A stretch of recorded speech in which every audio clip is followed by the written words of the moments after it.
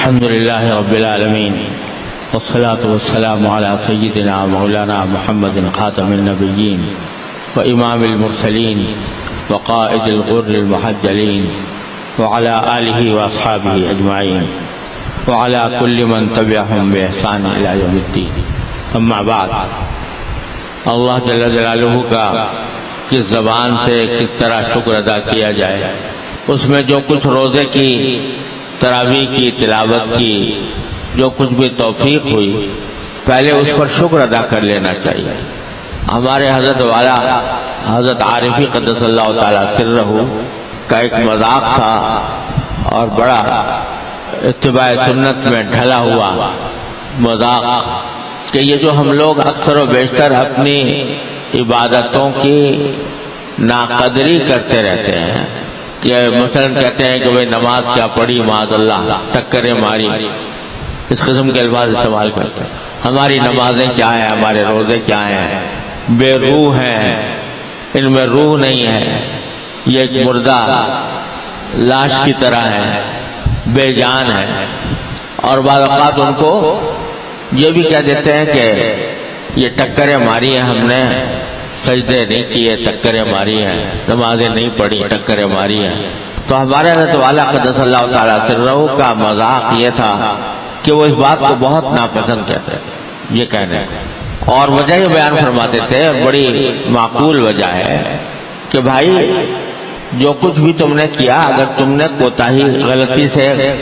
حق ادا نہیں کیا عبادت کا، یہ تو تمہارا عمل ہے نا،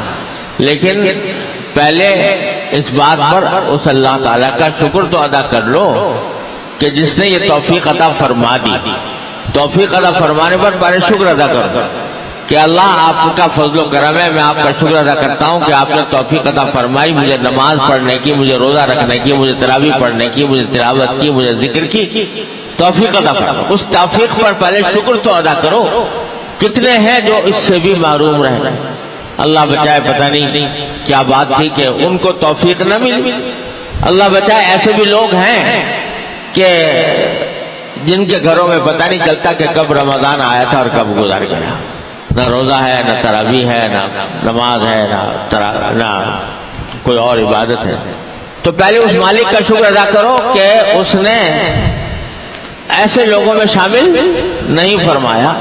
توفیق عطا فرما. توفیق پر شکر ادا کرو اللہ تبارک و تعالیٰ. اور یہ بات صحیح ہے کہ جب ہم کرنے بیٹھے توفیق تو ملی تھی، لیکن کرنے بیٹھے تو وہ کوتاہیوں سے بھرپور، وہ نہ اس میں خشوع ہے، نہ خضوع ہے، نہ دھیان ہے، نہ دل ہے، نہ کچھ ہے. اس وجہ سے کہہ رہے ہیں ہم کہ بے روح ہے، بے جان ہے. لیکن جب تم اس توفیق پر شکر ادا کر لو اور اپنی کوتاہی پر استغفار کر لو کہ اللہ آپ نے توفیق عطا فرمائی تھی، میں اس پر آپ کا شکر ادا کرتا ہوں، اے اللہ میں شکر ادا کرتا ہوں. توفیق عطا فرما دی، اس سجدے کے جگہ پر پیشانی ٹیکنے کی، آپ کی بارگاہ میں سجدے کی پیشانی ٹیکنے کی توفیق عطا فرما دی، اے اللہ میں شکر ادا کرتا ہوں. ہاں مجھ سے یہ عمل جیسا ہونا چاہیے تھا ویسا نہیں ہوا تو اللہ میں آپ کی نسبت سے یہ بڑی عظیم نعمت تھی، آپ کی نسبت سے یہ بہت ایسی چیز تھی جس پر جتنا شکر ادا کروں کم ہے کہ آپ نے توفیق عطا فرمائی، لیکن میری نسبت سے اس میں بہت کمزوریاں، کوتاہیاں، غلطیاں، بے ادبیاں سرزد ہوتی رہی ہیں. اے اللہ اپنے رحمت سے معاف فرما دے. استغفار کر تو اللہ تبارک و تعالیٰ کا شکر اس کی توفیق پر، استغفار اپنی کوتاہیوں پر. اور میرے مالک کا کرم یہ ہے کہ جو استغفار کرتا ہے، معافی مانگتا ہے، توبہ کرتا ہے، قبول ضرور ہی فرماتا ہے. استغفار اگر سچے دل سے کر رہا ہے کوئی بندہ تو ضرور ہی قبول فرماتا ہے. جب قبول فرماتے ہیں تو جو کوتاہی رہ گئی تھی وہ استغفار نے اس کی جگہ پوری کر دی. تو اللہ تبارک و تعالیٰ کا شکر اور اس کی توفیق پر شکر، اپنی کوتاہی پر استغفار. تو نتیجہ یہ کہ اللہ تبارک و تعالیٰ اپنے فضل و کرم سے قبول فرما لیتے ہیں کہ وہ اس کو بھی قبول، ٹوٹے پھوٹی چیز کو بھی قبول فرما لے۔ دیکھو حضرت یوسف علیہ السلام کے جو بھائی تھے جنہوں نے حضرت یوسف علیہ السلام کے ساتھ بڑی زیادتی کی، دھوکہ دیا، اور اپنی طرف سے تو ان کو یعنی موت کے گھاٹ اتارنے میں کوئی کسر چھوڑی نہیں تھی، اللہ جل جلالہ نے کہیں سے کہیں پہنچا دیا۔ تو ان کا میں ایک مجھے جب اللہ تبارک و تعالیٰ جب کسی کو توفیق عطا فرماتے ہیں معافی مانگنے کی، اور معافی مانگنے کے نتیجے میں اللہ تبارک و تعالیٰ اس کو معاف بھی فرما دیتے ہیں، تو پھر اس کو ہدایت بھی فرماتے ہیں۔ جب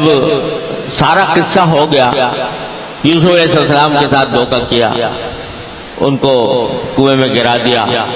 اللہ تبارک و تعالیٰ کو بادشاہ بنا دیا یوسف علیہ السلام کو، اور حضرت یہ جو ان کو محتاج بنا کر ان کے سامنے پیش کر دیا، قید پڑا ہوا تھا، اور بادشاہ نے یہ اعلان کر رکھا تھا بھائی راشن سے دیا جائے گا سامان، غلہ جو کچھ بھی ہے۔ تو لوگ پیسے لاتے تھے، لا کر وہ غلہ راشن کی حکومت سے خریدتے تھے۔ تو یہ کنعان کے رہنے والے کنعان سے زبر کر کے مصر پہنچے۔ حضرت یوسف علیہ السلام اس وقت ایک طرح سے بادشاہی کا مقام پر تھے، وہاں جا کر کہا جی ہمیں غلہ دے پیسے۔ ایک مرتبہ لے کے چلے گیا، انہوں نے کہا تم اپنے بھائی کو تو لائے نہیں، اس کو بھی لے کے آؤ، بنیامین کو۔ تو یہ باپ کے پاس پہنچے، باپ نے کہا کہ میں تمہیں ایک بیٹے کے اوپر تو پہلے ہی تمہارا بھروسہ کیا، تم اب وہ چلا گیا، اب دوسرے بیٹے کو بھی تمہارے حوالے کر دو۔ بات منت سماجن کر کے کسی طرح لے آیا۔ وہاں حضرت یوسف علیہ السلام نے ان کو اپنے بھائی کو اپنے پاس رکھنے کے لیے یہ حیلہ کیا تھا کہ وہ اپنا جو ایک پیالہ تھا جس سے کہ ناپ کر غلہ دیا کرتے تھے، وہ ان کے سامان میں رکھ دیا تھا، بنیامین کے سامان۔ اور جب قافلہ روانہ ہوا تو یوسف علیہ السلام کے کارندوں نے کہا بھائی بادشاہ کا پیالہ گم ہے، یہ معلوم ہوتا تم نے چوری کیا ہے۔ اس کو جمع کیا، آخرکار وہ پیالہ نکل آیا بنیامین کے۔ اب یہ بڑے گھبرائے سارے بھائی، ایک بھائی کے ساتھ تو پہلے ہم وہ کر چکے ہیں، باپ کے پاس کیا منہ دکھائیں گے، دوسرا بھائی یہ رہ جائے گا۔ اس وقت جو کیفیت ہوئی ہے، اس وقت جو ان کے منہ سے جو الفاظ نکلے ہیں کہ اس وقت ندامت، شرمندگی ہو اپنے پچھلے کیے پر بھی، اور اب سچے دل سے توبہ کا انداز نظر آتا ہے۔ قرآن کریم میں جب ان کا ذکر فرمایا ہے، بڑے درد بھرے لہجے میں کہتے ہیں نہ لہو ابن شیخا کبیرا، ان کا باپ بڑا بوڑھا ہے، وہاں پر انتظار کر رہا ہوگا، ایسا کرو ان کو تو جانے دو، ہم میں سے کسی کو آپ اپنا قید کر لو اپنے پاس۔ دکھے ہوئے دل کے ساتھ یہ درفروادے کر رہے ہیں۔ اس کے بعد جو الفاظ کہے ہیں کہ غلہ لینے آئے تھے نا، تو اب پیسے بھی اتنے زیادہ نہیں تھے کہ جس سے پورا غلہ خریدا جا سکتا، کوئی اعلیٰ درجے کی قیمت لے کر نہیں آئے تھے۔ تو لفظ بولا جئناک ببضاعۃ مزجاۃ فاوف لنا الکیل وتصدق علینا، ہم تو آپ کے پاس ایک بہت ہی چھوٹی قسم کی پونجی لے کر آئے ہیں، ہمارے پاس اتنے بھی پیسے نہیں ہیں کہ آپ سے پورے غلے کی قیمت جو کچھ آپ سے لینا ہے اس کو قیمت دے سکیں، بہت ہی چھوٹی پونجی لے کر آئے ہیں۔ فاوف لنا الکیل، مگر ہم تو کھوٹی لے کر آئے ہیں، آپ پورا دے دیں، یعنی ہم تو ہیں کمزور، عاجز، ناتواں، ہمارے پاس کچھ ہے نہیں، ہمارے پاس جو کچھ ہے کھوٹا ہے، لیکن آپ کا مقام بادشاہ کا مقام ہے، تو بادشاہ کا مقام ہونے کی حیثیت سے آپ یہ نہ دیکھیے کہ ہم نے کھوٹی پونجی دے رہے ہیں، فاوف لنا الکیل، ہمیں تو بھر کے دیجیے آپ، وتصدق علینا، اور ہم پر بھر کر جتنا دینا چاہیے تھا اتنا ہی نہیں، اور صدقہ بھی کیجیے، انا نراک من المحسنین، کیونکہ ہم تو آپ کو دیکھ رہے ہیں کہ آپ بڑے محسن آدمی ہیں، سارے دنیا کے ساتھ احسان کا معاملہ کرتے ہیں، تو ہم تو یہ چھوٹی پونجی لا کر بھی آپ سے درخواست یہ کرتے ہیں کہ ہماری پونجی کھوٹی، لیکن آپ پورا دیجیے، واؤ فی الکیل، بلکہ اور زیادہ دیجیے، تصدق علینا انا نراک من المحسنین۔ یہ جملہ جو اللہ تعالیٰ نے کہلوایا ان سے، یہ نشاندہی کر رہا ہے کہ اب ساری تکبر، ساری بڑائی، سارا حسد، ساری بھائیوں کے ساتھ جو جلن تھی سب ختم ہو چکی ہے۔ اب ندامت کے ساتھ ندامت کے بعد اللہ تعالیٰ کی طرف رجوع ہونے کے بعد اللہ تعالیٰ ان کو الفاظ بھی کیسے طریقہ کے سکھا رہا ہے کہ ہم تو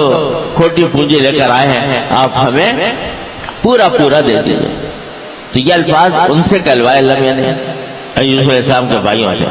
لیکن اگر غور کرو تو ہم سب کا حال یہی ہے، جب اللہ تبارک و تعالیٰ کی بارگاہ میں ہماری حاضری ہو کسی بھی حیثیت سے، کوئی بھی عبادت لے کر، نماز لے کر، روزہ لے کر، زکوٰۃ لے کر، صدقہ لے کر، ذکر لے کر، تلاوت لے کر، کچھ بھی کوئی بھی عبادت لے کر حاضری ہو ان کی بارگاہ میں، تو کتنا ہی اعلیٰ سے اعلیٰ بنا کر تم عبادت پیش کر دو، کتنے خشوع سے کر دو، خضوع سے کر، ان کے مقام کے شایان شان ہے، ان کے مقام کے شایان شان ہے۔ کیسا جو عبادت بھی کرو، خوب سجدہ کرو، خوب رو اس کے اندر، خوب خشوع کے ساتھ اللہ تعالیٰ کی طرف رجوع کرو، سبحان ربی الاعلیٰ دل سے کہو، سب کچھ کرو، ان کے شایان شان ہے ما عبدنا کا حق عبادت۔ تو جو بھی پونجی لے کر جاؤ گے عبادت کی وہ کھوٹی ہی ہوگی۔ جینا کبھی بضاعت مزجاۃ، ہم تو کھوٹی پونجی لے کر آئے ہیں، لیکن کھوٹی ہماری طرف سے ہے، کھوٹی ہماری طرف سے ہے۔ آپ کے کرم کے شایان شان یہ ہے کہ فاوفی لنا الکیل وتصدق علینا، آپ کے شایان شان یہ ہے کہ آپ ہمیں پورا پورا دیجیے، اور صرف یہی نہیں کہ پورا جتنا حق ہے وہ دیجیے، اور بھی دیجیے، فتصدق علینا، اور صدقہ بھی کیجیے بڑے۔ اللہ اکبر۔ تو ہمارے حضرت والا قدس اللہ تعالیٰ چل رہا ہو ہمیشہ جب دعائیں کرتے تھے تو یہ فرمایا کرتے، دعا کرتے تھے کہ یا اللہ، آپ نے جس کام میں جو اجر اور جو انوار و برکات رکھے ہیں جس عمل خیر میں، اے اللہ وہ ہمیں سب عطا فرما دیجئے، کسی سے محروم نہ فرمائیے۔